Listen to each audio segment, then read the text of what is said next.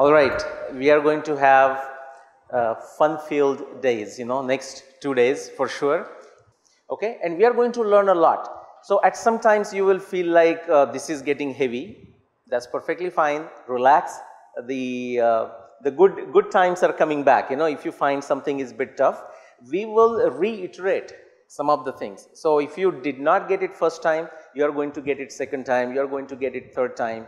Eventually you will get it. Even if not in next 5 days, one day you are walking in the mall or watching a movie in the movie theater and you suddenly go, I got it. And then everybody says, what was that he or she referring to? So it will happen. Very interactive. I want to make this extremely interactive. Okay. So ask lots of questions. So take a pen and a paper. And what I want you to write down, it shouldn't take more than 30 seconds. Your favorite Mahabharata character. You don't have to worry about why, but just write down who is your favorite Mahabharata character. Okay, so just 30 seconds. Just write it down and for yourself.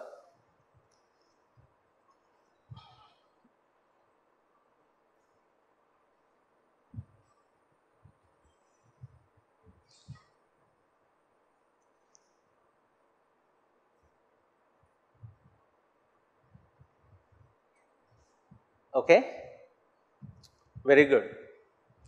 Now what I want you to do, you can use the same piece of paper and that's perfectly fine because you're not going to hand it over to me. Who thinks they have a good handwriting in the classroom? Okay, you are my man. Okay, so when we do this exercise, I want you to come here. You can sit there right now and just capture some of the points, okay, that they say, and I'm going to help you, so no worries. All right, so what I want you to do, take a minute or two and write down at least 3 points, 3 specific points. I mean, you saw the agenda for Mahabharata workshop, 5 days, what all different things we are going to talk. But forget that for a minute. You came for some reason, right? You came, okay, this sounds good, or somebody forced you to come here. Anything is possible. But now that you are here, what are the 3 things, if it could happen your way, what are the 3 things that you want to learn from next 2 days? So as far as the astronomy of Mahabharata is concerned, what are the 3 specific things that you want to learn in the next 2 days? So just write it down, call 1, 2, 3, and please take 2 minutes.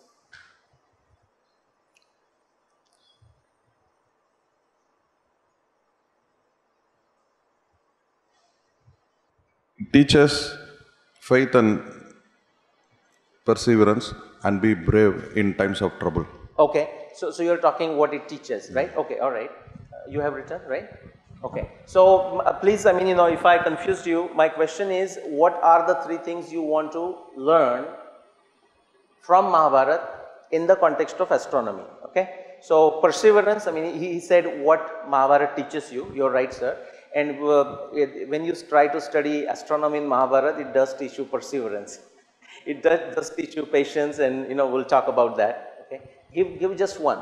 And what we are doing is this: as we go through these expectations, if suppose Sushri ji, she says an expectation, if you have happened to write that, just scratch it. Everyone with me? Just scratch that. So just tell us one.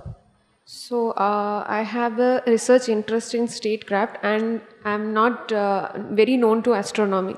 So Mahabharata text related to astronomy will definitely give me some brief idea about to go on further in my research. Okay, so what is it? Brief introduction or brief knowledge of astronomy in Mahabharata. Okay. Brief knowledge of astronomy in Mahabharata or knowledge of astronomy in Mahabharata. What is there? What is astronomy in Mahabharata? Fair? Okay. So, all right. So if you wrote something similar, you may just scratch that. Just give us one. Something that is different than what she said. I wrote about the date of the occasions happened in date of Mahabharata. Okay. All right. So the next one is the date of Mahabharata. All right, very good. Yeah, how how do we convert the astronomical references in Mahabharata into today's dating system? Into what system? In the time system today we have today, day, year. So how to convert them? Because there have been several changes in ritus and mahasas. So how do we calculate when they change, and according to that, how to? Okay, so how do we understand, if I write down, how do we understand Mahabharata astronomy from our times, right? Okay, how do we understand Mahabharata astronomy from our times? Because what he's saying is the things might have changed. Whatever Mahabharata called something, we might be calling it by different name. Actually, that is true. And we are going to look at that, okay? Not everything, but there are some things where what we call today is not how Mahabharata understood it, okay? Mahabharata understood in a very different fashion. What is the problem which led to the present work, and what type of research can be done in Mahabharata keeping my field of expertise? Okay, so possibly two there. First is what led me to, okay, so what led me to this work? Yes. The interest in astronomy of Mahabharata. So what led me to this work? No, what problem you found that you felt like doing this work? Yeah. He's saying what is wrong with Nilesh. Okay. Yeah. Okay. No. So write it. What is wrong with Nilesh? Yeah, it happens, and I'll tell you stories. So it's like obsession. Yeah. Because in research we have to find some problem. Yeah. For that problem we find the answer and we do some research. So okay, this is some type. Yeah, and there was a second point. Second point is what type of research can be done in Mahabharata keeping my field of expertise. My field of expertise is Vyakarana. Yeah. So I'm going to generalize it because it says how does this apply? I mean, astronomy you mean, or Mahabharata in general? Mahabharata in general. So how does Mahabharata insights apply to a specific field? And that can be anything. In your case, Vyakarana, okay? Specific field. And we'll talk about that. If we don't get much chance, then statecraft will definitely cover, or we'll cover it offline. Okay. All right. You want to? Okay. Just pass on. You have not done, then just pass on. Yeah. Okay. I expect for everyone to go back inspired to carry on with some aspects of this, or at least, as Swamiji said, to go on and tell others about it. Okay. So how do we capture that? Anyone help? So what you learn here, when you go back, all that you don't just say, oh, I attended a Mahabharata workshop, and somebody says, oh, so what did you study? Oh, that was complicated stuff, or a lot of stuff. No, anything can be explained in any amount of time. Okay, so the person gives you 2 minutes, you said, well, I mean, one sentence. Well, I studied about astronomy and statecraft in Mahabharata.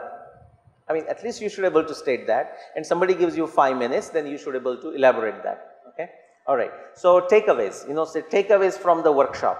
Okay, inspired takeaways. You have a tough job, but you are doing great. Okay, inspired takeaways. Go ahead. If I were to pick from the 3 points, I think I would choose how do I appreciate the lessons of Mahabharata from a corporate perspective. Okay. And perhaps that's the domain of the statecraft, but I'm also curious to see what astronomical insights can one gather in that area. Corporate, right? For corporate, yeah. So astronomy insight or work life. Astronomy insights for work life. Okay. You got that right? You're good? Astronomy insights for work life. My interest is how to identify the astronomical events in Mahabharata from the modern astronomical point of view. Because, for example, should I elaborate? Or, for example, Guru, if something comes, how can we relate it to Jupiter? How can we... Always there is a fight in the modern context. Is it Guru or this is comet? So, what is your theory for making it sure that this is this particular planet, particular junction. Very good. Because I was following your Facebook post and also I was just curious. The fights going on, right? Fights. Okay, how to... Thank you. You're good. Next one, how to identify astronomy observations. And I know you meant something more, but I'll just leave it at that right now. How to identify astronomy observations. Okay? Even there is a fight about that. Is this astronomy observation? You know, something is astronomy observation or not. Okay, next one. And everyone follows. If they say something that you have written, please cancel it. Okay. For me, it's more about the science and the tools. So like we have the sky maps described in. So how did you identify like this is a star, this is a planet, and this is a multi-tertiary system. Like there are more than 2 stars, there are more than 1 star. How did you go about identifying? So what were the scientific equipments or tools available to them? Okay. And another aspect is, one of the central aspects of astronomy, astrology, and anything is time. Again, clocks were invented quite recently. And how, even though we have descriptions about how, like you have the Konark temple and everything, how exactly like 5,600, what kind of time watches were they using? Okay, so the time measurement system of Mahabharata? Ancient times, right? Because having an accurate measurement is fundamental for astronomy. Yes. So time measurements in antiquity, fair? Yeah. Just not Mahabharata, overall. Time measurements in antiquity. Yeah, Hari. So Mahabharata is a text, and in the context of astronomy, as a physics student, I am just taking it as the astronomical aspects that are given are helping us to timestamp. So I want to know astronomy as an aspect within Mahabharata. It is just limited to timestamping, or there is more to it. Okay, very good. That is one, and I wanted to know whether all our ancient texts follow a similar pattern of providing the astronomical context, like or is it different in Ramayana? It is different from Mahabharata. If so, some. Okay, excellent. What is the purpose of astronomy data in epics? Yeah. What is the purpose? Purpose. Very good. No, good. Go on. Yeah. Purpose of astronomy data in the epics. So he talked about Ramayana and Mahabharata too. Okay. Pass it on to the next one. Can we learn about any specific instances when specific decisions about when to strike were taken? When to strike, not how to strike. Yes.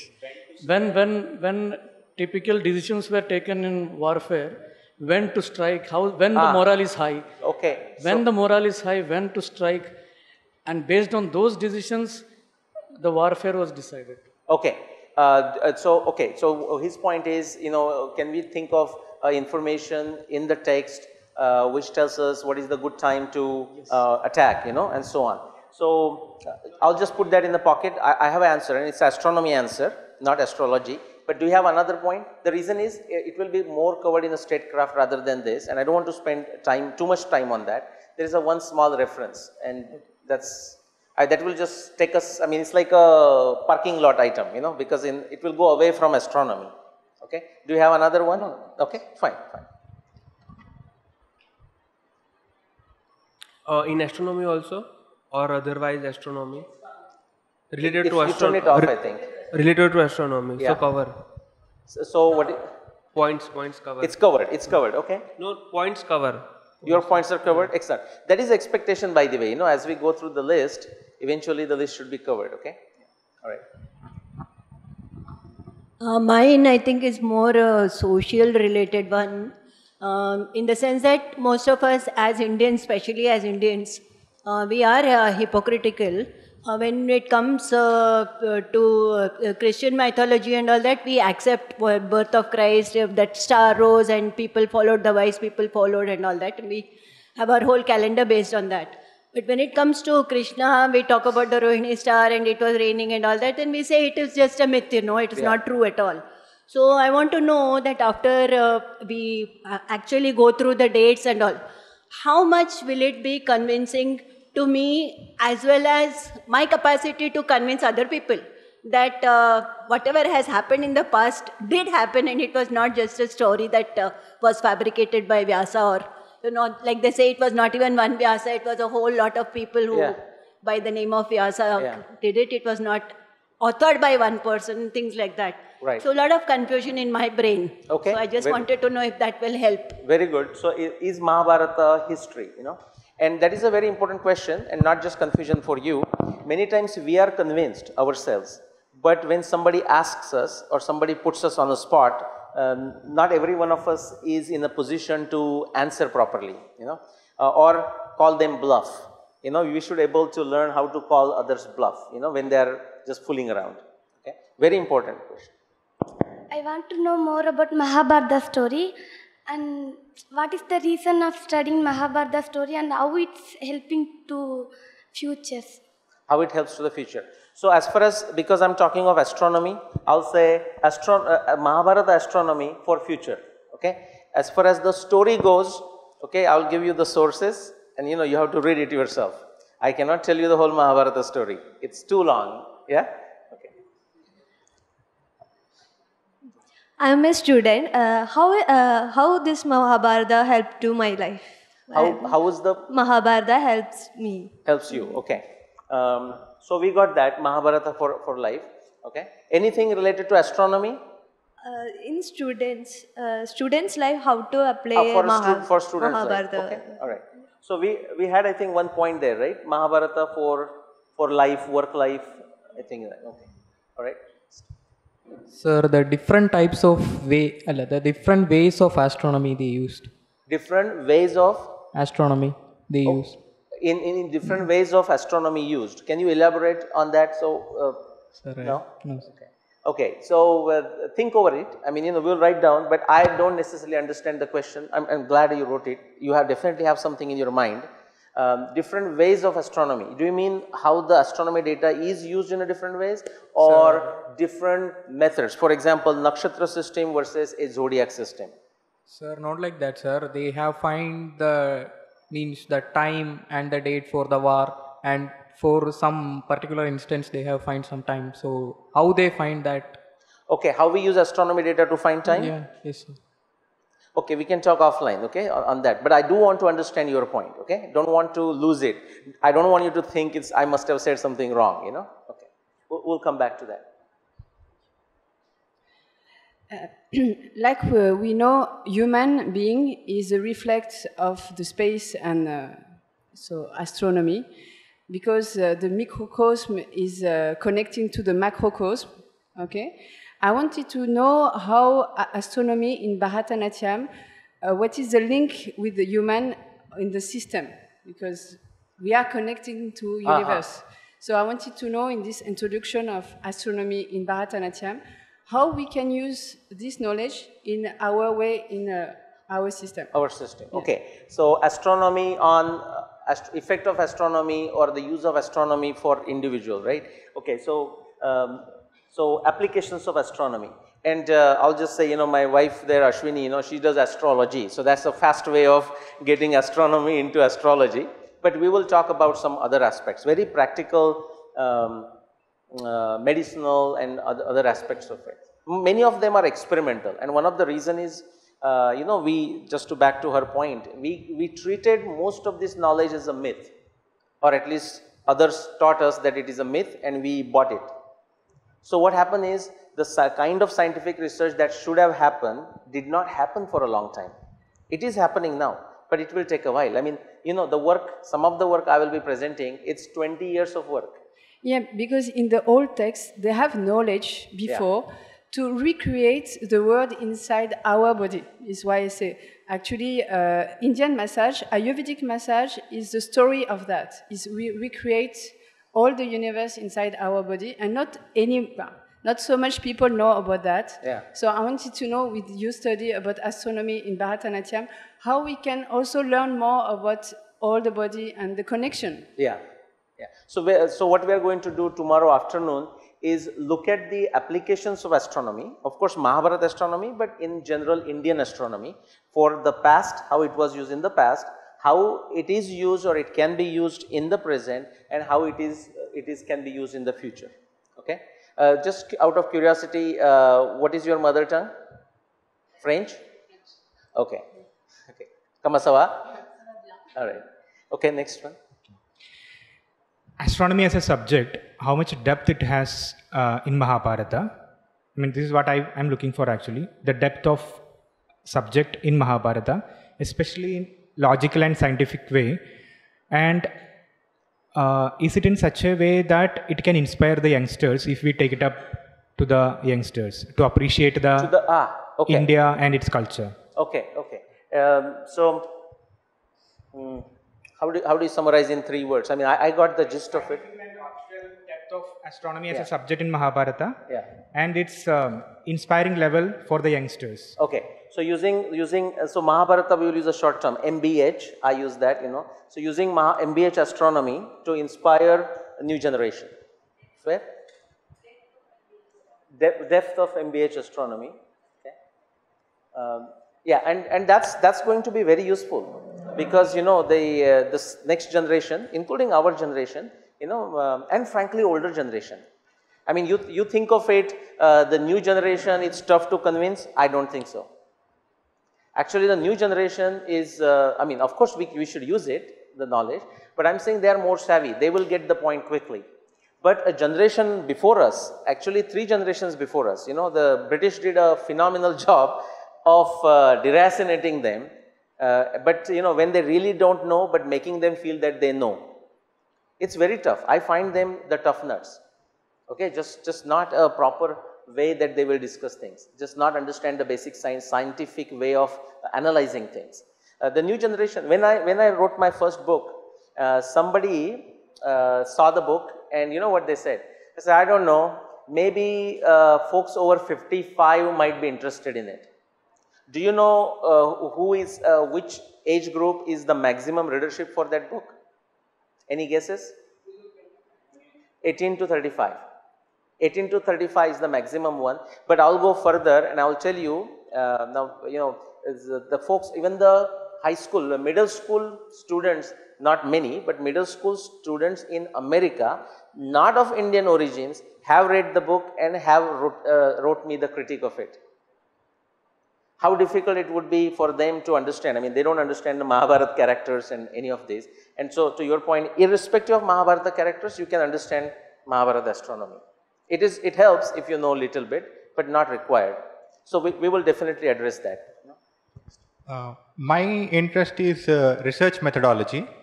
How do you approach a problem? How do you tackle it? So, what are the things you do? Great. So, write down research frameworks. Okay, and this is a very important point. Yes, we are going to talk of Mahabharata. Yes, we are going to talk about the Mahabharata astronomy evidence and statecraft. But I also want to discuss the typical scientific frameworks. Okay, and those frameworks do not just apply to astronomy. In fact, they apply to everything that you do and everything that you will do. Doesn't matter whether if you are making avial, you can use that. Okay, if you are finding a new job, you can use that. If you want to decide whether you want to take this job or that job, you should be able to use it. Okay, and these frameworks don't change. And you know, these are not some Western frameworks. I mean, we will talk about that also, you know. So, very Indian perspective about what science is and what religion is. And what are the supplementary question? What are the softwares you use? Software to use. Okay. So, tools, just write down tools, you know. So, tools like which text to use, which software to use, which mathematics. Yeah. I have 2 main questions. What is the nature of astronomical evidence in the context of Mahabharata and in contrast with other evidences like archaeological evidence, genetic evidence, and what is the significance of astronomical evidence alone? What is your name, sir, again? Sri Charan. Sri Charan. Sri Charan made my morning, Sri Charan made my week. Okay? Alright, that is everyone, I will repeat what he said. So, what is the context of astronomy evidence? But what is the context of that astronomy evidence or astronomy finding with other type of evidence from the Mahabharata text? Okay? So, he says multidisciplinary evidence. And fair? Multidisciplinary evidence. Okay. And related question, how does this kind of astronomical dating compared with other datings? I'll give you a hug afterwards, okay? Yeah? Okay? Yeah. Great point, okay?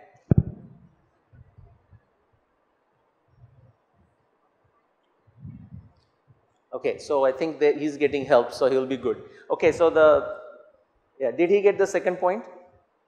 He's still working on the first? Multidisciplinary. Yeah, this, by the way, the spelling doesn't count, okay? The spelling doesn't count, so that's fine. Multidisciplinary. The second one he said,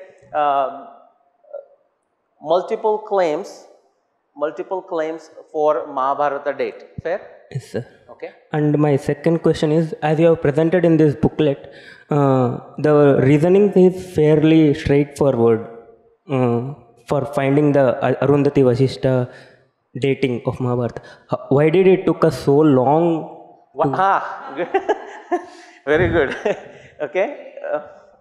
So again, the next one, Nilesh, what is wrong with you? No, great point. Okay, why did it take so long? You know, 15 years. 15. No, actually 5,000 years. I mean. Oh, okay. No, that's great. You know, that's great. I mean, I got it. You know, so I'll talk about it. I mean, if Vyasa wrote it there, why did it take that long? Forget me taking 15 years, but why did it take all of us, many Mahabharata researchers, 5,000 years? In fact, not 5,000 years, 7,500 years, as we will find out. Okay, great. All great questions, phenomenal guys. Okay, I mean that's very, very original. Okay. Sir, my question: connection between characters and astronomy. Connection between character and astronomy. Okay, so. Yeah, character and astronomy. I don't have answer to that, but again, I'll point to astrology, you know, and then she can you know, do that, you know. So that's not my subject, unfortunately, you know.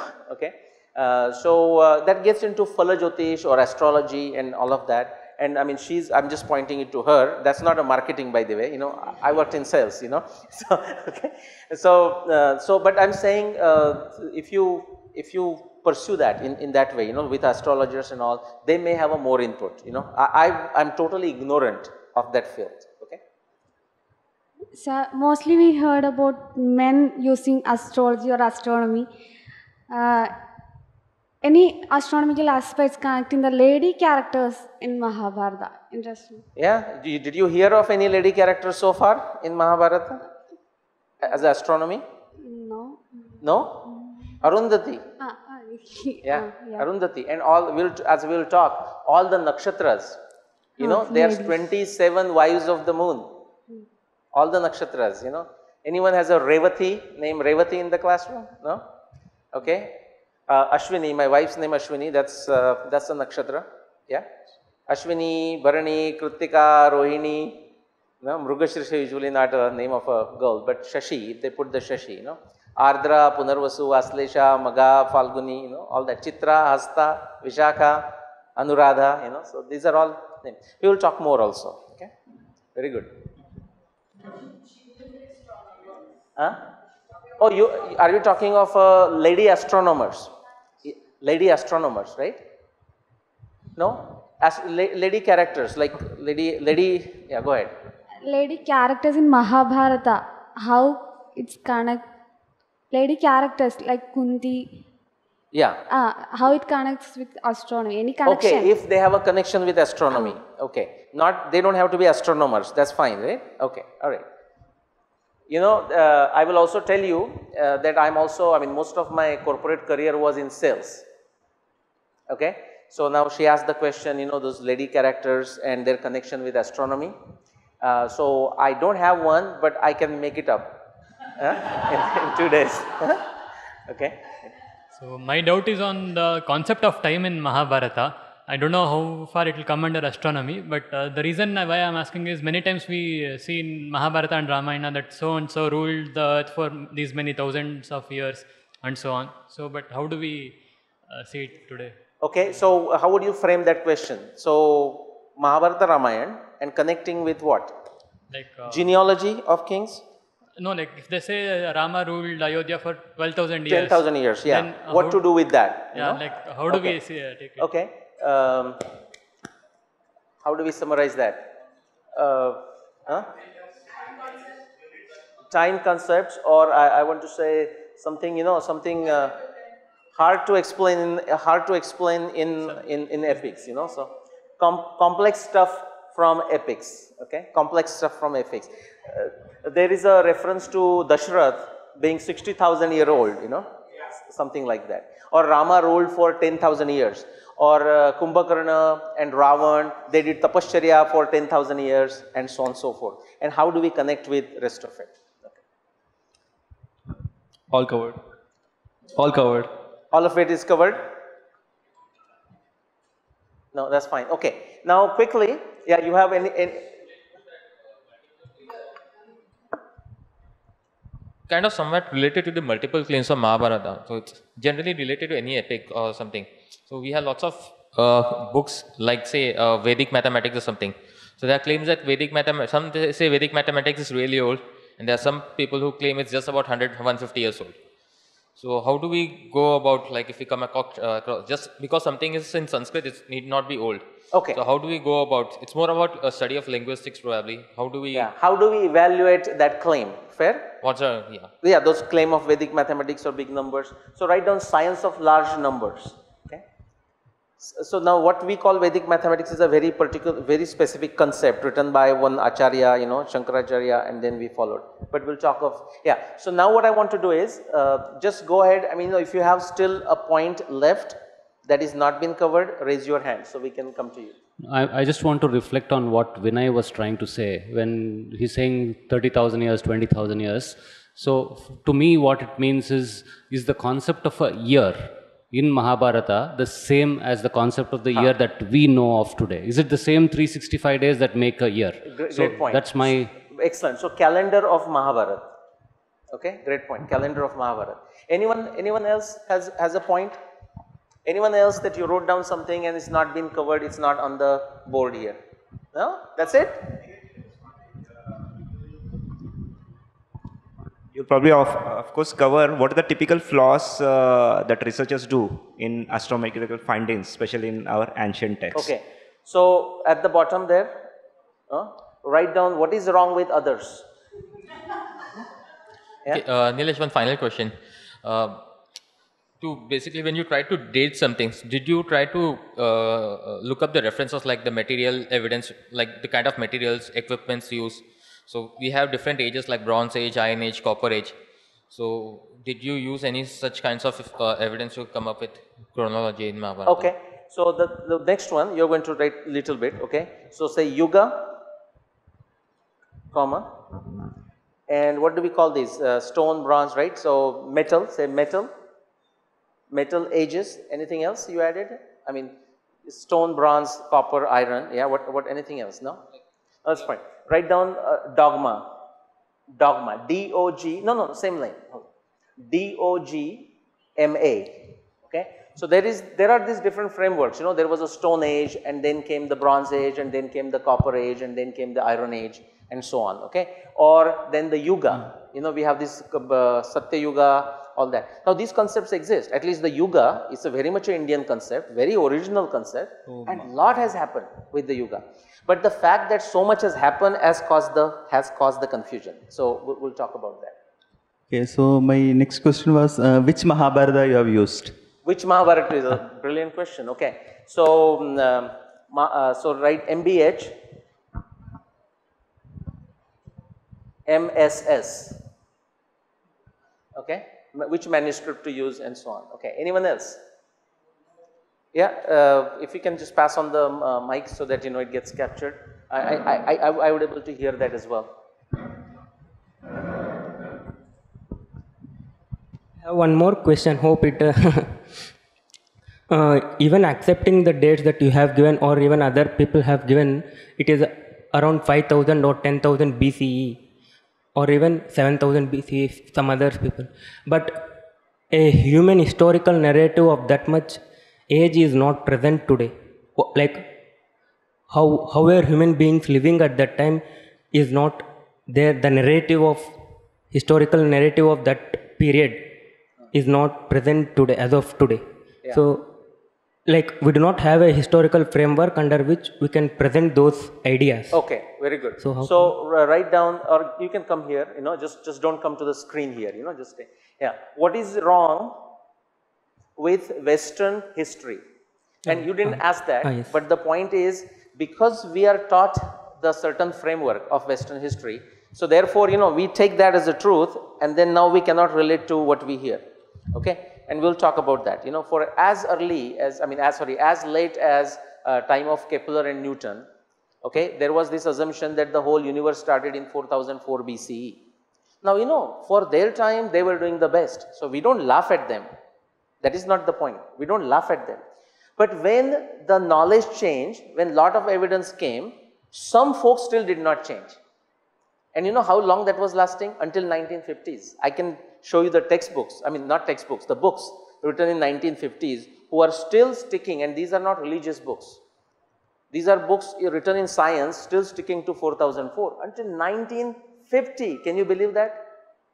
So if that is how you are thinking, obviously you are going to have a tough time trying to relate to 7,500 and 10,000 BC and 20,000 and 30,000 and so on. Okay. Anyone else? Yeah. Can you pass on the?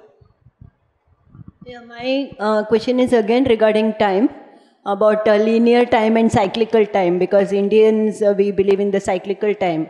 So the yuga is being repeated again and again and again. So how Mahabharata will help us in understanding this concept better?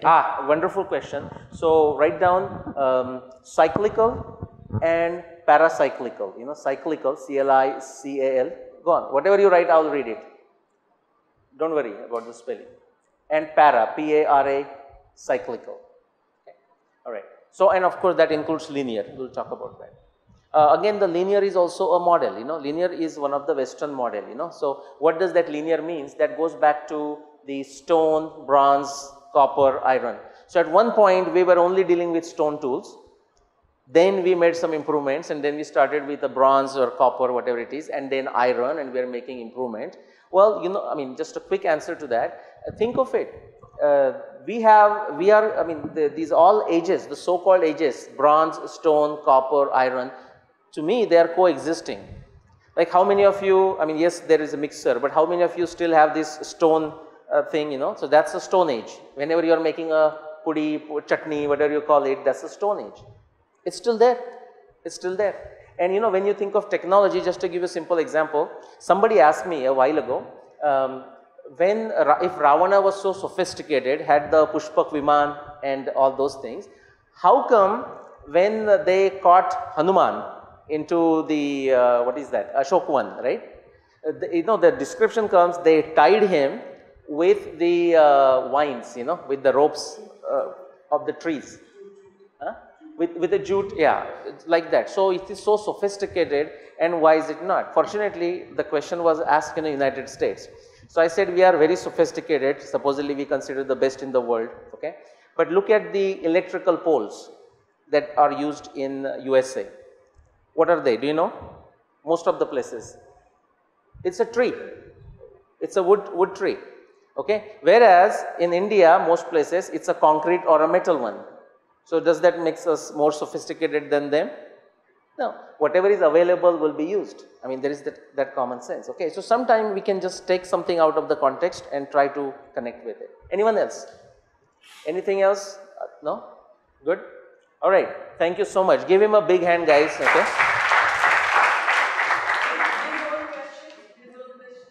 Okay. Do you have your own? And I'll write it down. Is astronomy related to environment, like outside environment, nature? Yeah. Okay. So we'll write it, but now that's a generic astronomy question. Okay. Like weather, for example, do you mean weather like as one part? Yeah. So there is a connection. There is a connection.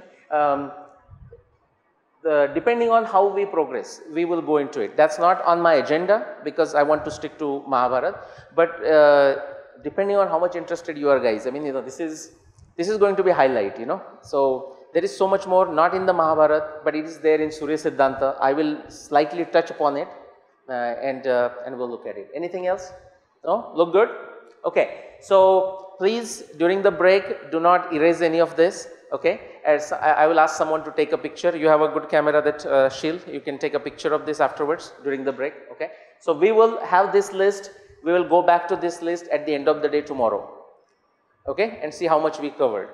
I cannot promise that we will cover everything, but we will try to cover maximum possible, okay, and if we cannot cover something, we will do that during the next 3 days whenever we get a chance, maybe in the evening, okay, alright. How to, we will take this and we'll stop. How to get the most out of this workshop and the principles of adult learning. See, no one has come to this class with no knowledge of Mahabharata. You all have lots of knowledge of Mahabharata, okay. So it's not like, well, some, you know, but so, you know, your source is not just me, your source is everyone here, you know. And once you know their characters, we will do this later in the day, at the end of the day. So you will know how many folks here, like 20, 30, you are going to know 30 characters, hopefully 30 characters of Mahabharata, okay. Alright. This is an American story. How many, if you have heard it, just listen to it again. The barnyard breakfast. Now remember, this is an American story.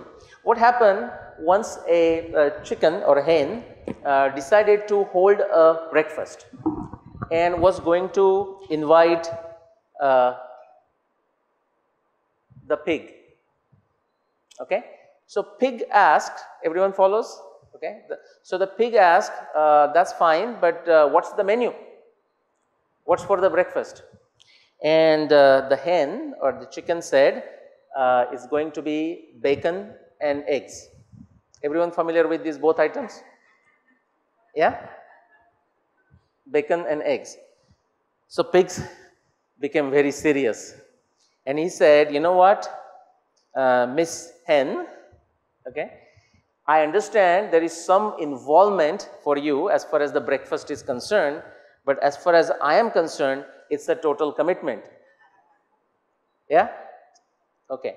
So what I want you to do, if you want to get the best out of it, not as much as what pig needs to do, but try to make a total commitment, okay, close to it, and you'll get a lot of stuff out of this. Quickly, and then we'll take a break, okay. What's archaeoastronomy? Can you read this? Can everyone read on the screen? Okay. So now we talked of astronomy, but as soon as we want to use that knowledge to extract something out of it, and what do we want to extract? All the items that we have listed there. These are the different things we want to know. The social context, what is the effect of astronomy on my personality, effect of astronomy for the dating, effect of astronomy for the culture, for the future, for the past. We want to do something to it and extract the information. Essentially, that's archaeoastronomy. Why archaeoastronomy? Because Mahabharata is an archaic or ancient text, and we are trying to derive wisdom from that text. So let's see what it is. There are 3 inputs that go into this archaeoastronomy before something useful can come out. So first one is observational astronomy, okay. We need to have some descriptions of stars, planets, eclipses, comets, something should be there as an input, right, for anything. And then the beauty is that it is from the past. We may or may not know when exactly that happened, and that's fine, but we know it's not from our times. That's why archaeo. And when we combine this as a evidence, the narratives, it can come from a text like Mahabharata, it can come from Rigveda, it can come from the Brahmanas, Samhitas, Upanishad, Dharma Sutra, it can come from all sources, Surya Siddhanta, okay. That's one source. There is another source that we are not going to refer to it at all in this course, but just want to mention it, is the ancient monuments. So in our context, the Konark Surya Mandir, right? Or what is the other Surya temple? Modera on the west side, the sun temple, right? So first thing, it may be built at a certain time, but we may ask the question, was there a specific design, you know, architectural design, how they built? Or if you go to what is that? Cambodia, okay, the whole big complex, archaeology complex, and there are pyramids of Egypt. Or if you go to Peru, you know, there are many structures like that, or Stonehenge in UK, right? Yeah. So these structures, they can also serve as a evidence. So the evidence can be in the text, that is what we are going to focus on, specifically Mahabharata. But astronomy structures, the structures built on astronomy, or we assume that they are built on astronomy, and we can extract some information out of it. Now, multiple inputs. This is not like a subject that I created, you know, it existed for many years, okay, and you can see these works, you know, this is by Graham Hancock, Archaeoastronomy and the Maya, you know, so the another book, Angkor Wat, that is the temple I was referring to in Cambodia. The whole complex is essentially astronomical in nature. Every aspect of it is astronomical. The astronomy numbers are embedded into the statues and so on, okay. Lost Star, we won't have a time to go through it, but I'm just giving you some highlights. So there are a lot of works like that, scientific dating of Mahabharata War, fingerprints of the gods by Graham Hancock, origin of the Sphinx, these are Egyptian monuments, the pyramids and whatnot. Lokmanya Tilak, most of you would be familiar with that name. I mean, 100 years ago, he wrote a book, Arctic Home in the Vedas, or the Orion, that's another book he wrote. Surya Siddhanta, Aryabhatiya, I mean these are the texts where we get astronomy evidence. Many books, and these are my 2 books on the side, the historic Ramayana. I have the copies here. During the break, you know, you will not be able to read it right away, but just want to look at how it feels, okay. Just please feel free to have a look at them. What can archaeoastronomy tell us? I mean, you know, you wrote down this whole laundry list for me, you know. Please tell us how the astronomy does that. Let's see what it can do and what it may not be able to do. So impact of archaeoastronomy in terms of what it can tell us. History, as a subject of history, then it may be able to tell us about the culture. And I use the word may, because you know what, about anything, there is no guarantee, okay. When you look at the astronomy evidence, we will analyze it and see if it can tell us. There is no guarantee. You know what happens many times? It happens every week, I would say. Someone will send me a date saying, you know, so and so. For example, King Harsha, you have heard that name. King Harsha was, Nilesh, the email says, I need your help, man. You are that astronomy guy, you know. King Harsha was born on Jyeshta Shukla Dvitiya. Please tell me the year he was born. Now you are laughing because you understand astronomy, how that works. It's like saying, you know, so and so was born on Sunday. Now tell me the birth date and a birth year. You understand? So if the verse says he was born on the Jyeshta Shukla Dvitiya, thank you very much. But Jyeshta Shukla Dvitiya would appear every year once. And if there is a Adhik Mas, it might happen twice. Do you follow what I'm saying? So just because we have a astronomy information, you know, we shouldn't get overexcited and expect that we will get the information. So we may be able to get this. Another one is a science of that time. We may be able to get insights on the science of that time, and also technology. Now someone asked me about the instruments, what instruments might have been used, how did they make those observations, okay. We will not go too much into it. Because of the time constraint. I mean, this can be taught for 5 days, this can be taught for a month, and so on, you know. So look at history for a minute. Chronology aspect of it, we got that there. The cycles of civilization, you know, I forgot the name, ma'am, but yeah, Pratima Raoji said cycle of civilization, and is it cyclical? Does Mahabharata happen again and again, and does Rama come every Treta Yuga, and so on and so forth. But we can answer those questions, cycles of civilization. In terms of history, the last bullet I wrote, precise and accurate. And what do I mean by that? There are many disciplines of science, not just astronomy, which can help you decide the time frame when something might have happened. And that's when your question goes, anything besides astronomy, what else we can use? And can we use it to decide the timing? The answer is yes.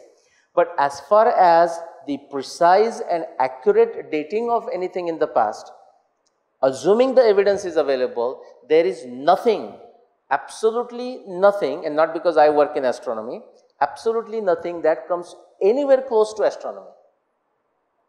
Nothing can come anywhere close to astronomy when it comes to precise dating, precise and accurate, both. And we will see why. We will have a time to do that. Let's look at the culture. Community celebrations, right? Celebrations, we need a calendar. But what do we celebrate?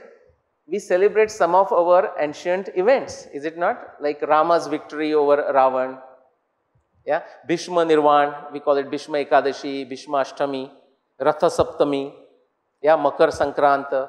I mean, what is the context of all of this? That can be found from astronomy. Okay, Makar Sankranta, we can estimate how long ago the current tradition of Makar Sankranta. Everyone understands Makar Sankranta? Yeah. When did it begin? We can estimate that based on astronomy. Rituals and traditions, okay, and we can find some of the fun things. Okay, when we get there, I may mention it, you know, because sometime it was assumed to be certain thing, it may not be that way, and then it creates a conflict. Like something we celebrate when the person was not there, and vice versa.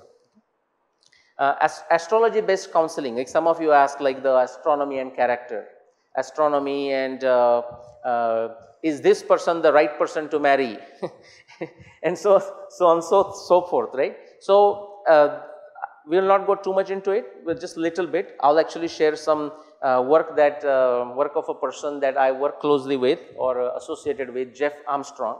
He calls himself Ayurveda astrologer, but actually he does more than that, you know. So we'll share a small film, and that will be that, you know, on astrology based counseling. Not my work, huh? That's not my work. When it comes to science, the cosmology development, like, you know, do you know how many of you have a science degree, like a bachelor's, master's? Engineering counts as a science, you know? Okay, all right. So if I ask you, what is the most successful theory in science? What subject? Most successful theory to this day? Physics, and specifically referring to cosmology. So we are looking at what? When you say physics, what are some of the names pop up? Newton, quantum mechanics, Einstein, Faraday, who? Kepler, yeah, and all these names, actually all these developments started with cosmology, started with astronomy. Going back 2000 years for them, suddenly a black age for a long time, total darkness, they didn't do anything until like 14th, 15th century. Okay, we will not go into the history why that happened. If we get time, we will do that. But cosmology is the most successful theory of science to this day, and it has everything to do with astronomy. The most successful theory. So what does that mean? When we use those models, okay, when we use those astronomy models to interpret our evidence from Mahabharata, and then we draw the conclusions, we tell people, and people say, but I don't believe it. What should we do? What is it? They are non-scientific, right? We are using the most successful theory of science, of astronomy. We are using those models to interpret the data from the Mahabharata and come to a conclusion about the timing or other technology or other aspects of it. And somebody says, but nah, I don't believe it. Okay? They don't understand science. Okay? So what should we do? Depending on your ability, you may slap them. No, just kidding. Okay? I mean, you have some fundamentals to talk about it. You're saying, okay, so what exactly you are denying here? The most successful theory of science, based on that I'm drawing a conclusion. Do you have anything better? Okay, that's what we should ask, not slap them. I'm just joking. Okay. All right. Mathematics of large numbers, someone mentioned that, you know, what do we do? What was that question again? Oh, the Vedic mathematics. But keeping the Vedic mathematics aside for some time, when it comes to mathematics, what do you consider the biggest gift that India gave to the world? Zero. How many of you say zero? Okay. Anyone else has a different answer? Calculus, good. Okay. So we'll start the brownie points now. Okay, he get 100 brownie points. Okay, zero, yes, but it's not so much the zero, because zero was also thought of in other places. Mayan, you know, in Mexico, Honduras, and they had thought of zero. Zero was thought in many places, and that's not the only reason. But the importance of zero is in the context of decimal place. The whole decimal system is the gift of India. And just quickly answering that Vedic mathematics without going into it, the decimal system you find forever. You go all the way to Rigveda, you find the decimal system.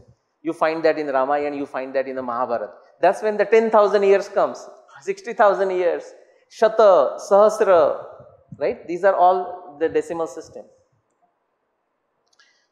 Spherical geometry, all the development that happened because of astronomy. Technology. Now, do you know why Indians were obsessed with astronomy?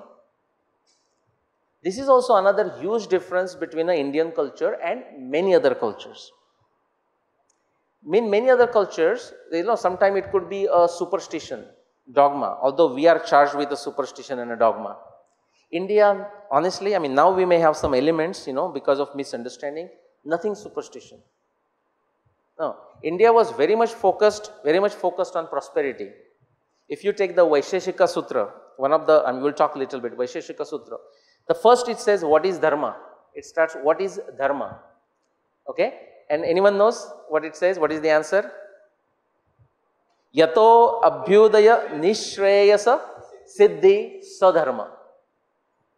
The prosperity, the best of the ways to get to prosperity, the best of the expertise to achieve prosperity, sadharma. But somewhere we lost that track, right? Swamiji wonderfully explained this morning, the Buddha stories also exist. Somebody brought some newfound guy to Buddha and says, Buddha, please teach him the philosophy. And what did Buddha say? You remember the story? He says, no, go. He was in a dirty clothes. He says, go, give him a nice shower and give him food. Okay? Then if he's interested, we'll talk of the philosophy.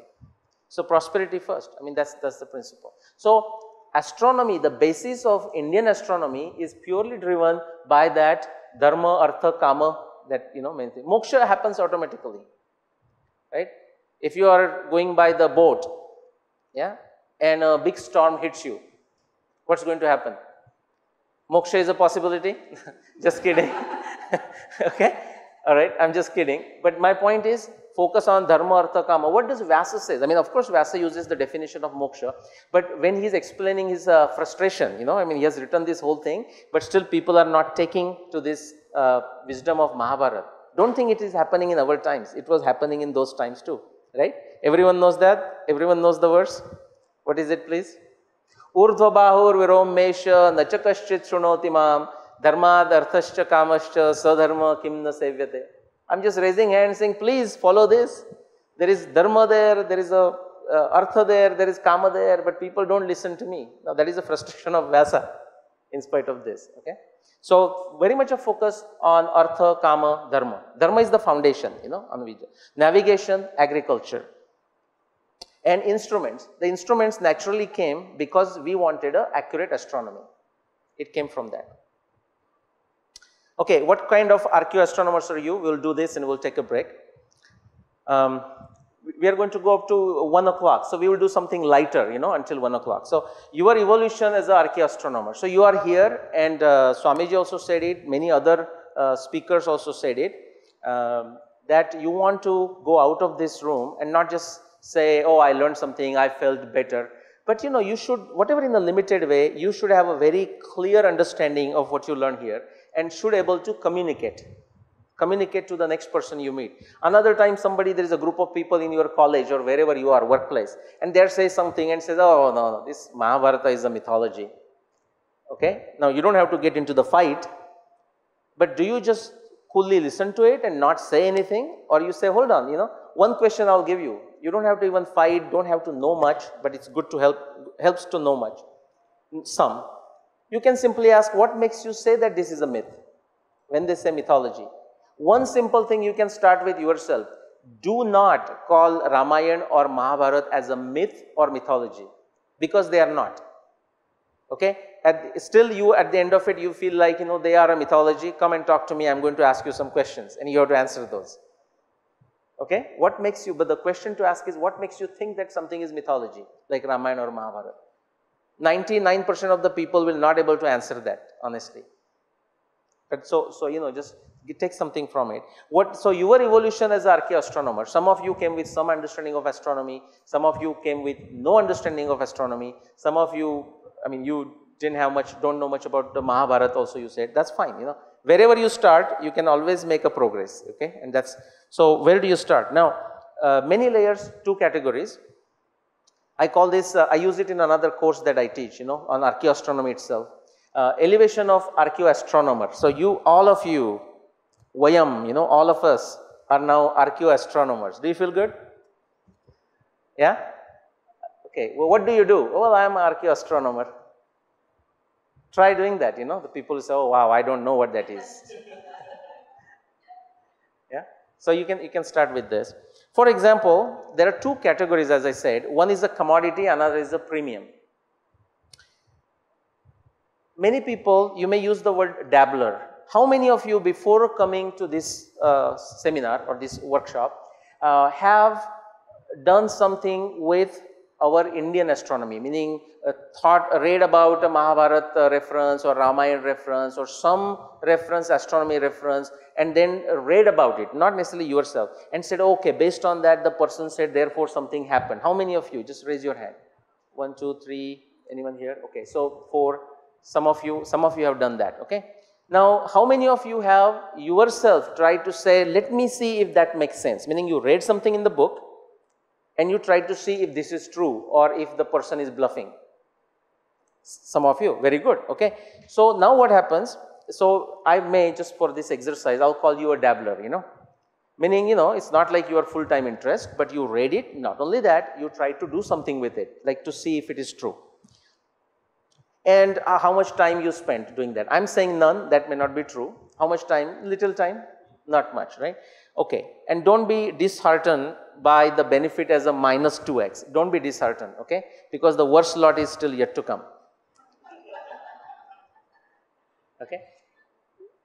Now, have you heard, besides the famous Nileshok, just kidding, have you heard many other names in the context of Indian astronomy or Mahabharata astronomy? Yes? P.V. Vartak, okay? Subhash Kak. KL? TIFR, oh, Mayank Wahiya from TIFR, yes. Professor R.N. Iyengar. Any other names? Narari HR, excellent. Yeah, MB Srinivas. Bharat. Oh yes, DK Hari and Hema Hari from Chennai. Any other names? There are many guys, okay? I mean, just Mahabharat, even the people who have put their foot on the ground, there are more than 130 different claims.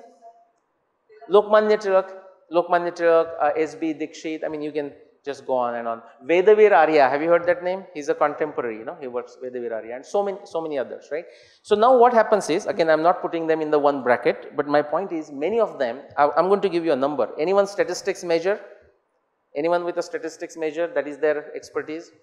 No, that's a good thing. I can bluff about statistics, right? Okay. What I'm going to say is, now if you are a worker, possibly he was a worker, meaning, he read it, but did not just take it at a face value, did something about it.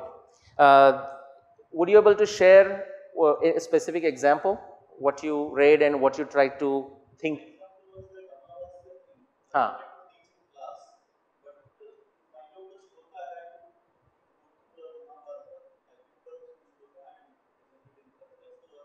Okay, yeah. So there is some work involved, right? There is some work involved. And did you get any insights? I mean, because of that, did you find something? Yeah, you may found there are multiple versions of it possibly, right? It's not always the one version and so on. And you know what? When someone like him does that, there is a positive benefit that you accrue. He may not have solved the problem, he may not have reached the final conclusion, but you are going in the right direction. Okay? 1x, There is some positive progress that came out of it. On the other hand, I call these wranglers and quibblers, okay? Now, we talked many names. I don't want to say necessarily referring to them, but I'm going to give a statistical data. 95%, and I'm being very conservative, 95% of the folks that you hear who have done astronomy work, even in the context of Indians and also foreigners. Dieter Koch, you might have heard, Hopkins, David Pingree, if that name rings a bell. There are many, but Indian and outsiders. 95% of the people unfortunately, many times they have a good intention, especially many of the Indian researchers. They have a good intention. Intention is not to be questioned. They have right intention, but the way the methodology they have used or a lack of methodology, and we are going to talk about it, they unfortunately fall into this wrangling and quibblers. They are wranglers and quibblers. Okay?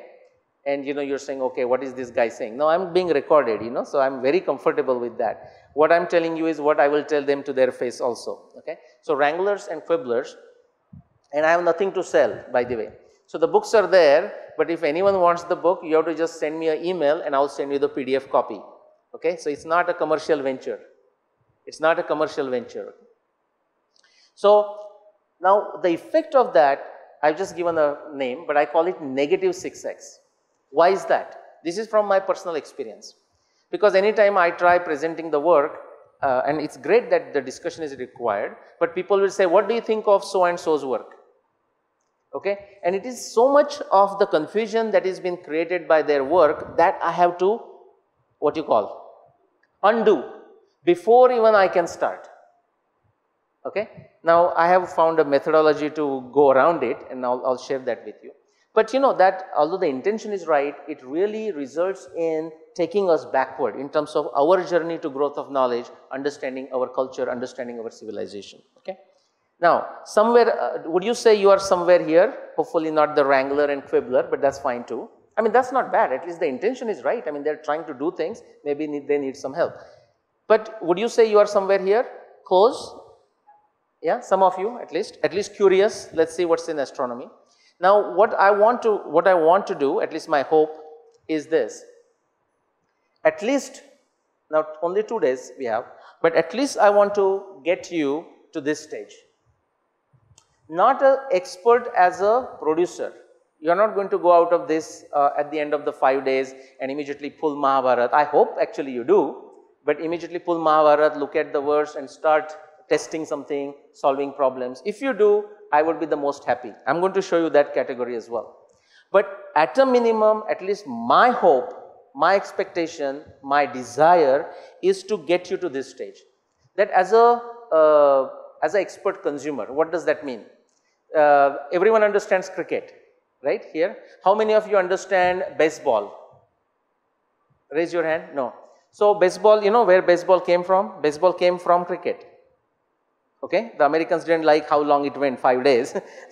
so they found some ways to do it.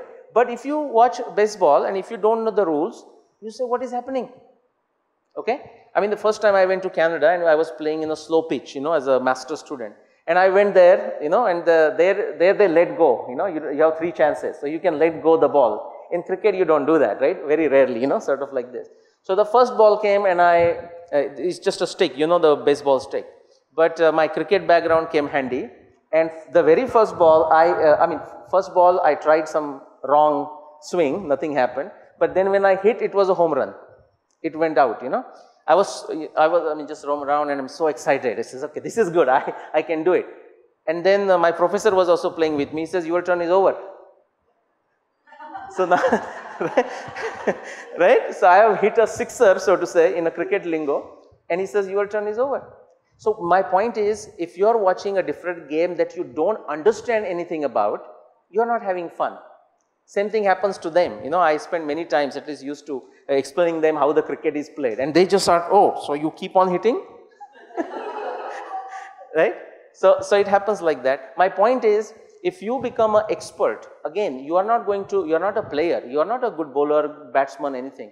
But you know enough that when you read a astronomy work in Mahabharata, you say, this makes sense. Okay? And frankly, I mean, just not to put Arundhati ji on the spot, but she didn't have necessarily astronomy background, I don't think so. But whether she watched my videos or read something about it, and that's how I ended up coming here. I mean, she invited me. And you know, but she could, when we talked, she could sense that, oh, this makes sense. Now that may be at an intuitive level, but there was something that made her, this makes sense. You follow what I'm saying? Okay, so that can be useful, even to that extent. And somebody makes another claim based on astronomy knowledge, and you say, that doesn't make sense. Something is not right about it. You may not exactly know what is wrong. That can happen in cricket. I mean, outsiders, those who don't know cricket, how do you explain LBW? Okay, it's a tough one, you know, and the rules have changed now, you know, you can go in the front. Are you familiar with cricket? No. Okay, good for you. Okay, the cricket and Bollywood and whatever, Tollywood, Kollywood has destroyed a lot of India, by the way, you know. I mean, it has some good stuff, but it has destroyed a lot of it. Most of our energy is consumed watching the movies and keeping track of the songs, you know. So, the next step beyond that is an expert as a producer.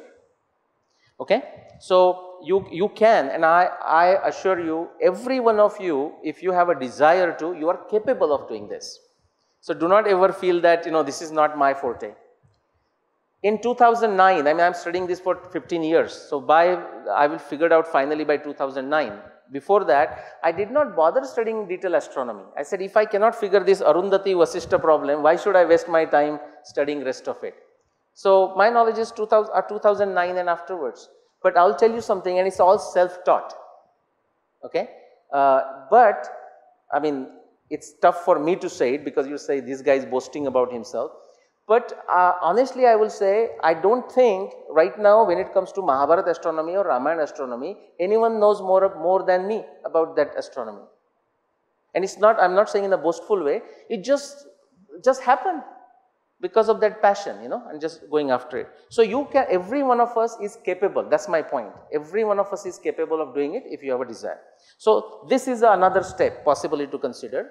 Then influencer, you know, so it's a leverage thing that, you know, that sort of, you almost take this as a full-time profession if you want to call it, you know, on the side.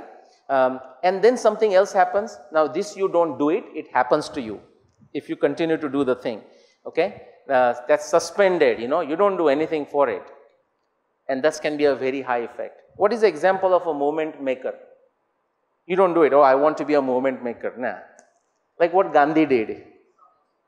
Swami Chinmayanandaji did, you know. So he didn't want to be like, oh, I want to be a movement maker. It happened. But what he did is, of course, he followed the other steps, you know, and the other thing happens to you. So I just want to give you this framework to see where you are possibly are. It doesn't matter where you are, whether you are a wrangler or a quibbler, it's not a bad state to start. At least you are doing it, as opposed to not being even aware of it. Okay, this is the first step. And you can definitely make progress. You can definitely make progress. All right, so we have 15 minutes. I'm a tough teacher, not going to let you go. But I don't want to cover anything from here. What we will do is, we have 15 minutes for lunch at 1 o'clock. Let's do the Mahabharata, favorite Mahabharata character, okay? And what I want you to do is take brief, not more than 1 minute, but state your name, mention the Mahabharata character that is your favorite character, and briefly explain why you think or what makes you think that is your favorite character, why you think that's your favorite character, okay? We will make it easy for you, you know, so she gets the pass, okay? She doesn't know the Mahabharata characters. But I want you to take some notes for yourself, you know, as they talk of this name. Names can be complicated, you know, long names. Okay, how about we start with person next to you. Please use the microphone.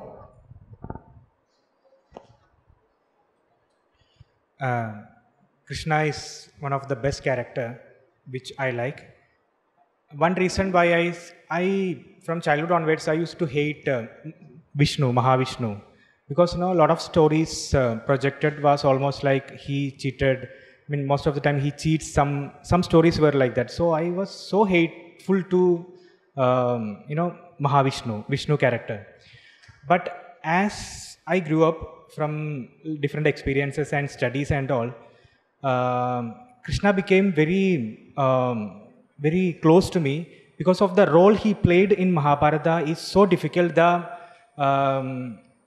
The flexibility he has shown is something very, very unique.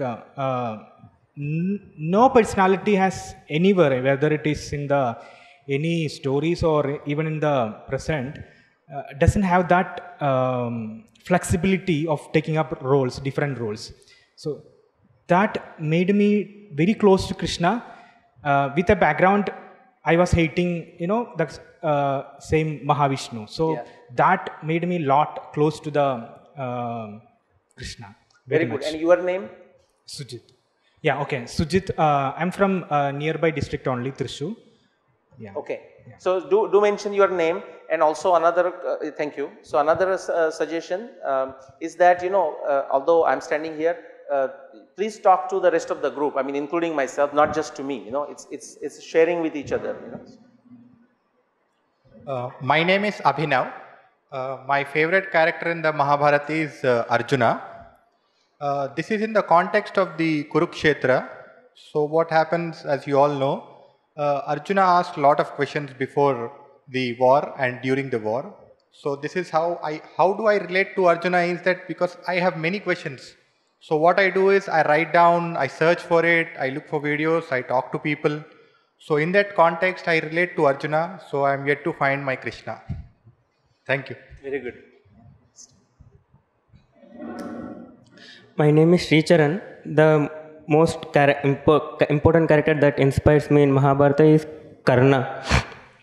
Because he was a person who was wronged by all people from all sides, from the situations as set in Mahabharata.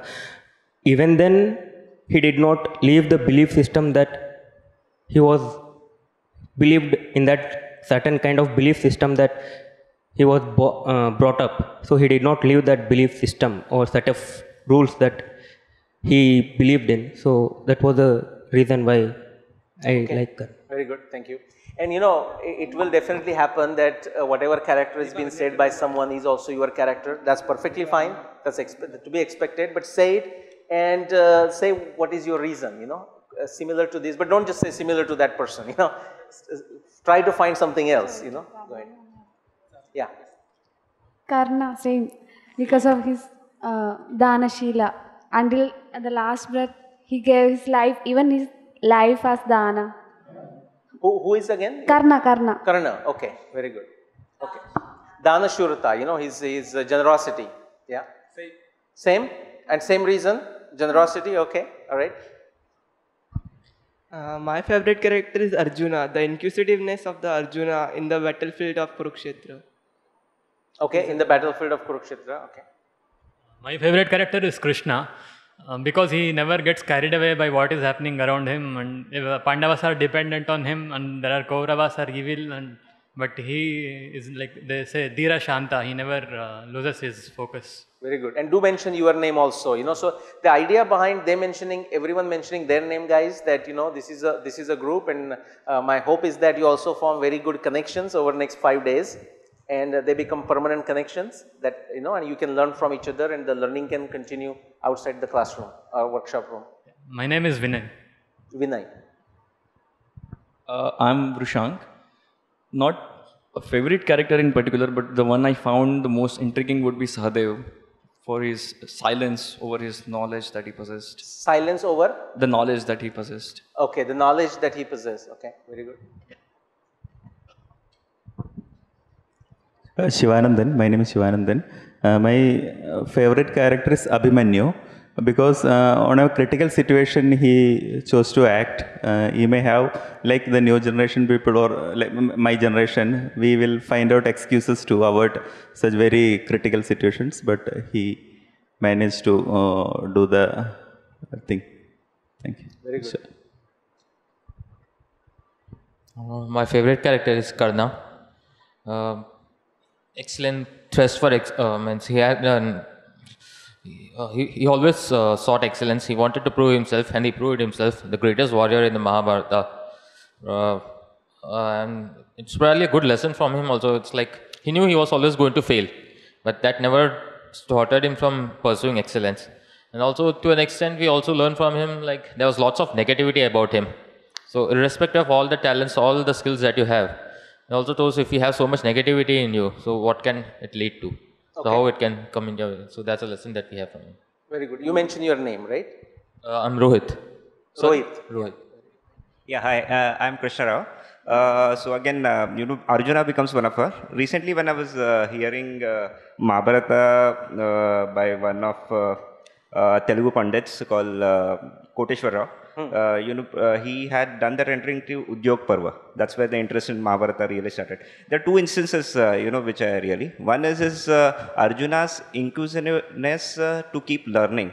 So, you know, one of the things he was Sabyasachi, he could do with 2 hands, but he could also, hit a target without seeing, so in the night and that. And when you go back and see, you know, what inspired him to learn, actually, one of the nights when he woke up, it says, you know, if I can drag the story, he sees Bhima in the kitchen eating. And then, he checks with Bhima, he wonders if Bhima can do, something that he loves so much, eating, in the mid of the night when you cannot see anything, then I can probably do archery also. And that's inspires him. So the learning aspect, that is one thing. Second is he was the best of the archers.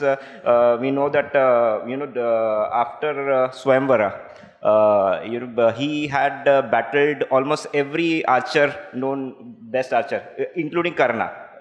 They all were defeated. So that shows that not in Mahabharata war, there were a lot of warriors on the Pandava side also, but then here single-handedly. But the point that I liked about this character is that he always listened to his elder brother, who was considered as an institution in Dharma. So, that really. I'm Krishna Rao, I already said. Okay, that. very Thanks. good. I'm Shashi. Favorite character, Krishna, mainly because I think we all need to learn how to make things happen in the best possible manner under the circumstances. Very good. Everyone is making great points. That's a quick point he made. But if you read Krishna's biography, you see that every time, he went through tough times. We think Krishna is great, but he is great. You don't want to live his life. When we are small, तो रोज हमारे घर पे ऐसा होता था कि दादी रात को स्टोरी सुनाती थी. तो 1 साल में से स्टोरी खत्म हो जाती, फिर वो कहती कौन सी स्टोरी सुनाओ, तो हम कहते हैं कि वो वाली स्टोरी सुनाओ.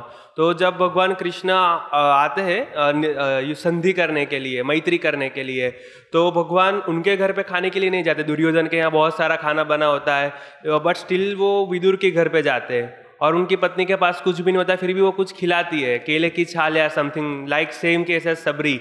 सो we can not feel that love and affection with Krishna that वो उनके घर पे खाने के लिए गए.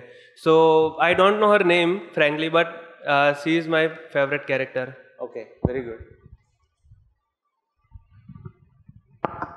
Hari Om, I'm Pratima Rao. I think I would consider Bhima as my favorite character. Maybe even K.M. Munshi, when he had written that Dashavatara, story of Krishna, I don't remember. Yes, he had dedicated an entire book for Bhima. In the, I think about 7-8 books he has written. One book is completely dedicated to Bhima. Why is he my favorite character?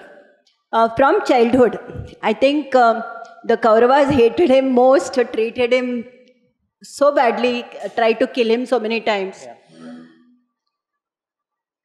And we know him as the killer of the 100 Kauravas. So sometimes you think of it when he removes that the entrails of Dushasana, and we say, what kind of a character is? There's no humanness at all. He's more an animal. Even he married Hidimba, he killed Hidimbi, and son is Ghatotkacha. So usually when we look at Bhima, we don't see that respect that we have for Yudhishthira or for Arjuna. But why do I think he's my favorite character? He is the least recognized for his virtues. When they went, when they were exiled, and he stayed awake whole night looking after the family. He carried them on his back. Of course, he had a big appetite. He ate half their food. But with all that, there was a lot of, love binding for that family. Moreover, he had superhuman strength, and yet he was obedient to Yudhishthira. Whenever Yudhishthira said no, he did not exceed his limits. And his love for his wife, he killed Kichaka for that when he had to protect her in Virata's kingdom. Then of course Dushasana, Duryodhana, they saw their end mainly because of the protection for Draupadi. So I feel that he is the most humane among all. The others are all idealistic. No wonder they are all, we love them because of their great virtues. But the most humane among the 5 Pandavas, I think, is Bhima. Very good. I'm Nandini. My favorite character is Krishna. I don't have any reason to like him. I like him. Yeah, you don't need one, you know. I like him because of his color only. My favorite color is sky blue, so I like him. Yeah. So in American parlance, you know, you say, okay, my favorite character is Krishna, and say, why is that? Just because. Okay. Yeah. I am Vismaya. My favorite character is Krishna because Krishna is making decisions all things because of that. Yeah, very good. Sir, I am Vishnu. My favorite character is Arjuna because he acts according to the decision of Krishna because he know how to do a war, but he accepts, hears the words of Krishna to fight. Okay, very good. So my name is Sushri and my favorite character is Yudhishthira. So when you look into Yudhishthira character, you will see a true family person and also a true leader. He tried to manage without the absence of his father, he tried to balance his own family. Along with that, he knew that the Kauravas are doing the partiality towards them. Still, he tried to maintain the relationship with them, with accepting all these Vanavasans and everything. He was accepting that Kauravas, it's its own family, and also accepting their faults and everything. But as a true family person, he managed to stop this war. Everything, and leadership, we don't have to explain that he's a true person who doesn't lie. Though there is one event only where we see that he lied, but it was not even we should consider. But as a true leadership, a leader and also a family person. That's okay. Thank you. My favorite character is Bhishma. He sacrificed his kingdom and also he take a promise to his father that he will never get married. And until the end also he had died with a good with seeing Krishna as God as is God. Very good. Thank you.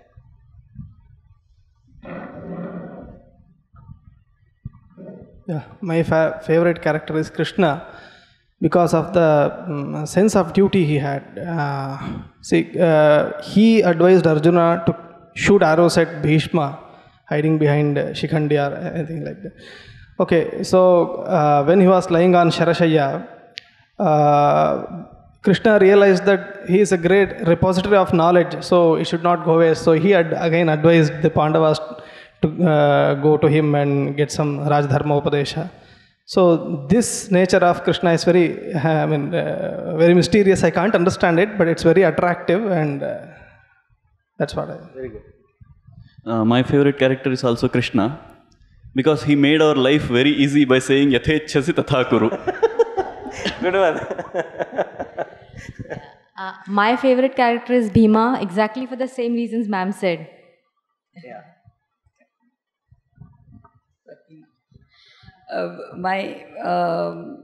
I'd written my favorite character as Sri Krishna, and that is true, but I want to say that another favorite character of mine is Draupadi, because she never let go of injustice. She did not compromise with injustice.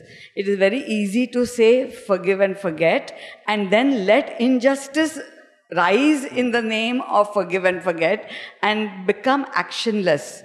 And by remaining true that dharma can only win if there is a constant push and an aim towards dharma. She did not let complacency or giving up on the part of any and accept that adharma. And she also knew that adharma towards women will lead to complete downfall of all civilizational values. Towards women, if one can transgress, there is no place in such as a society. You can live, you can't even live, you cannot say animals, but you cannot live as a society if there is transgression towards women. And she kept that despite the difficulty of, because to have that, keep that aim, it's not revenge for the sake of revenge. It is towards understanding that adharma of this nature cannot be tolerated at any extent. And if you have to live your entire life, reminding yourself of that adharma, I will take the pain of reminding rather than take the opium of forgetfulness. So that is one of the reasons why I very strongly believe that Draupadi is a character whom it's one of those aspects that touches me to the heart. Very good. Hari Om. My name is Yatish. I am part of the admissions team at the university, Chinmaya Vishwavidyapith. My favorite character, of course, is Krishna. Every other character in Mahabharata is indispensable, according to me, but Krishna is more so. To put it simply, he is both cute and clever. Right? He uses a good mix of wisdom and practicality in everything that he does, and it's impossible to find any other character with that mix. So it's that mix that Krishna brings that makes him so unique. Very good. All right, it's right. Huh? What is mine? Oh, I have a speaker here. Okay, mine is growing up when I was young. Mine was Abhimanyu. I remember mimicking whatever I read from Amar Chitrakatha of Abhimanyu. So, in one of the interview I have said that, so they used to show like Abhimanyu on the chariot, Amar Chitrakatha. And just to show the picture of chariot, like the head of a chariot. And I remember I grew up on the west coast, monsoon rain, between Mumbai and Goa halfway. And I remember to pretend that it's a chariot, I used to take the umbrella, and if you turn it like this, you get those two corners, and just imagine myself as Abhimanyu, and while holding the chair, umbrella between my legs, I had a bow and an arrow, and I'll just do that. Literally I was into that character. As I studied more, and partly I would say, or actually significant, the influence of Dr. P.V. Vartak. Somebody mentioned the name, yeah. So his book Swayambhu, and so in that he also worked on the Mahabharata dating and whatnot. But the Swayambhu is all about Bhima. Swayambhu is all about Bhima. So when first time I read it, I wasn't willing to believe it, because what we know in just from social things, what we know about Mahabharata, the Bhima's character doesn't come out. It almost come out as someone who has a lot of strength, someone who eats a lot, and not much in the brain department. I think that's the kind of image that comes out. If you read Mahabharata, it's exactly the other way. Many times, of course, not to discount any of the other characters that you mentioned. Of course, Krishna comes out so often, which is not surprising. You will find many times what Krishna suggested, because Krishna was not present with the Pandavas, that's why he only suggested when he met them. But what he suggested was anticipated by Bhima many, many times. So what Krishna suggests, Bhima said it 6 months before or 1 year before, and so on. And not to discount the Yudhishthir and all that, but Yudhishthir that time doesn't listen to Bhima. But as soon as Krishna says it, he says yes, yes, yes, yes. You are saying it, and you can see that multiple times in Mahabharata. Anyways, so I like Bhima. Just quick question: how many of you? Let me ask you a question. Have you heard the term Savyasachi? Yeah, and what does that mean? Ambidextrous. The equally expert. Whether you use this or that. So who is a Savyasachi in Mahabharata? Everyone knows that. Do you know anyone else who is a Savyasachi? Who? Karna and Ekalavya. Okay. Anyone else? Bhima is a Savyasachi too. Bhima is Savyasachi too. And of course, when Arjuna, he was a Savyasachi, no doubt about that, and the other names you mentioned. But Bhima is explained as a matter of fact. without making a big fuss about it, you know. So some very interesting characters that you come, and you mention, you know, you mention few aspects, but other aspects of even also as a romantic hero and a lover, you know, and just, it's just amazing, okay. Again, what I wanted is a different perspectives, you know, just because I'm standing here, I don't want you to take Bhima and go with it. Very amazing, it's good that, you know, we, these different characters, we can have our input, our specific view of looking at it, okay, and that's great, you know, because it brings certain views. We are going to stop, we are going to go for a lunch. Can you tell us when they need to be back here?